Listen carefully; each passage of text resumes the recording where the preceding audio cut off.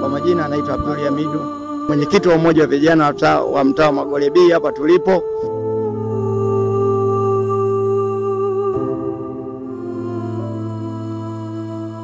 Kama unavyoona ni hali halisi ya Watanzania, lakini naishukuru serikali yangu ya Jamhuri ya Muungano wa Tanzania chini ya mwenyekiti wa kata ya mtaa wa Magole na mheshimiwa diwani Job Isaac, wametufikia leo mapema asubuhi, wameliona hili tatizo na kuita watu wa TARURA, na watu wa TARURA wamefika na kuangalia changamoto iliyokuwepo. Wametuahidi kuanzia kesho asubuhi na mapema watalishughulikia hili tatizo.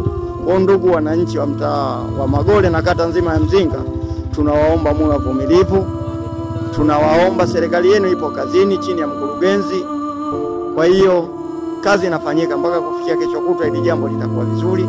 Tuwe wavumilivu wananchi, tuweze kuwaombea viongozi wetu waweze kututatulia hili tatizo.